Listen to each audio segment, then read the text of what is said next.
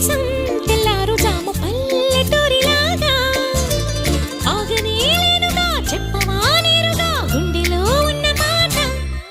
ఏ ఒకటి రెండు మూడు అంటూ అరే ఒక్కో క్షణాన్ని నేను లెక్క